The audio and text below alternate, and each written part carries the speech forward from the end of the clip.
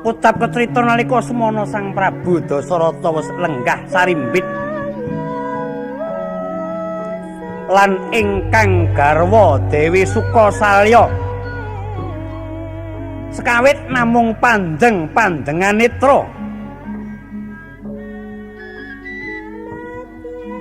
sunaring netra srawung lan gumbiyaring paningal wekasan ambabar asmara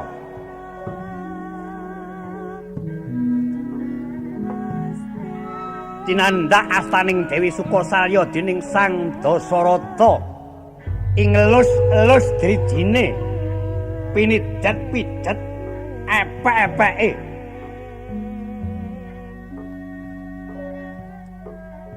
saya ngujiwat Dewi Sukasalya lewani anggung amrati katetangi sudiraning driya Prabu Dasarata ingkang garwa dangu pinipanca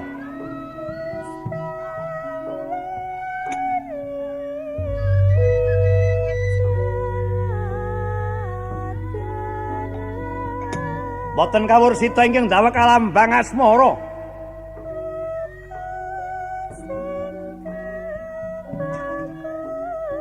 kasusul swantening sawung kaluruk tumelung kaya melingi petoking babon kaya lelewane kang ndawek ngujiwat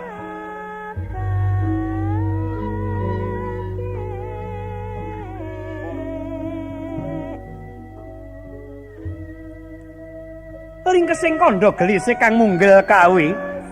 ing pagedhonganipun Dewi Sukasalya wis anggarbini sangang candra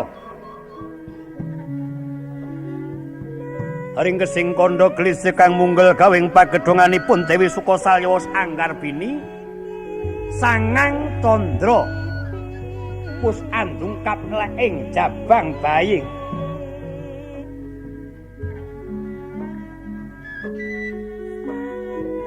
amila padha sakola nimbali para abdi ingkang samya tetaos boten saged deping netra nyaring yuswanipun Sang Resi Wasistha suka parisuka samya mangun sukane manah